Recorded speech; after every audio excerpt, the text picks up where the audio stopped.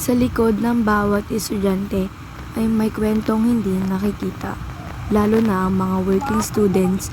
Sila ang mga kabataang pinagsasabay ang pag-aaral at pagtatrabaho upang matulungan ang kanilang sarili at pamilya. Sa umaga, sila ay estudyante. Sa gabi, sila ay manggagawa. Kahit pagod at kulang sa tulog, patuloy pa rin silang lumalaban para sa kanilang pangarap. Hindi madali ang kanilang sitwasyon, ngunit dito nasusubok ang kanilang lakas, sipag at determinasyon.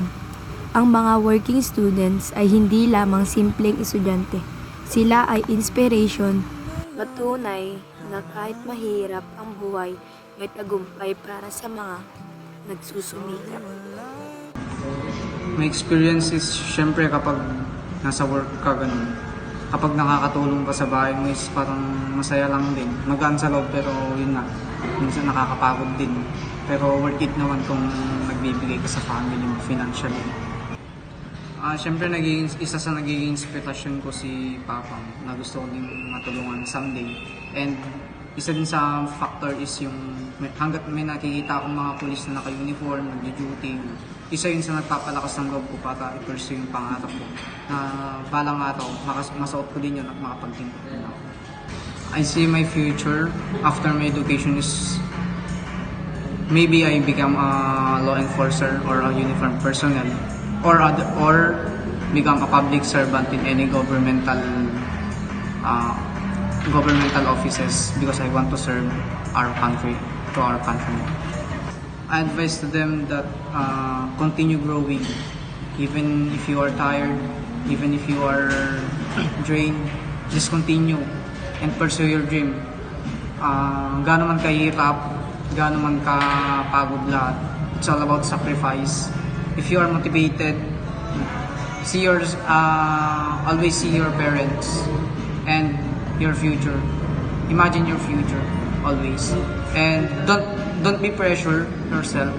Especially kailangan mo ding magpahinga or kailangan mo din ng taong gagabay sa'yo. So piliin mo din yung isa sa mga magiging kaibigan mo, and wag mo namang kakalimutan yung sarili mo na hanapin din yung yung pahinga mo, yung kasiyahan mo. Hindi lang dapat nakafocus sa isang bagay, kundi dapat may maglaan ka din ng time mo sa sarili mo at wag mong kakalimutan yung pangarap mo siya. Yun lang.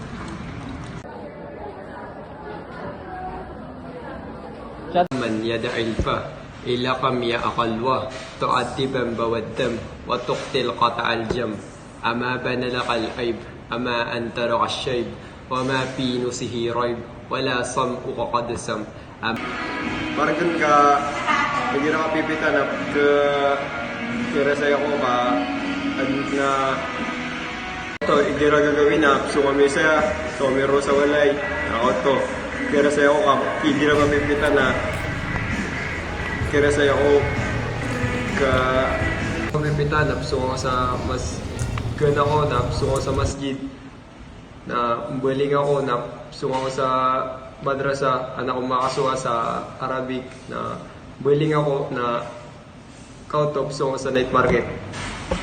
Yung main reason talaga kung bakit ako nag-stop is financial.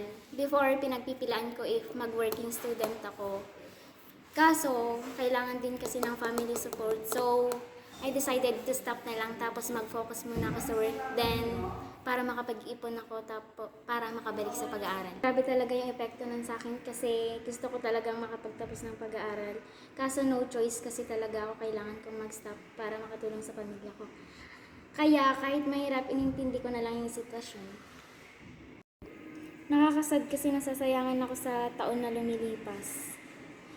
Kung makabibigyan ako ng pagkakataon na bumalik, i-grab ko kasi gustong-gusto ko kasi talagang makapagtapos ng pag-aaral at makamit yung mga goal ko sa buhay. Kasi pag nakapagtapos ako ng kursong kukunin ko, ang daming opportunities na nandyan.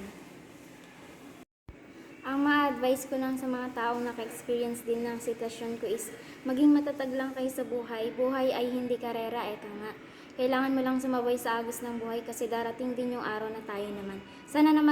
Sa atin naman naayon ang mundo basta't mag-work hard ka lang. Sa mundong puno ng hamon, may mga kabataang pinipiling lumaban kahit napapagod. Tahimik silang nagsusumikap, pinagsasabay ang oras, pagod at pangarap. Hindi man napapansin ng lahat, ang bawat hakbang nila ay may bigat na at halaga. Ang mga working student ay patunay na ang tagumpay ay hindi nasusukat sa bilis, kundi sa tiyaga at pagpapatuloy. At bawat araw na hindi sila sumusuko, mas lalo silang lumalapit sa kanilang mga pangarap. Dahil sa huli, ang mga kwentong tulad nila ang tunay na nagbibigay liwanag sa hinaharap.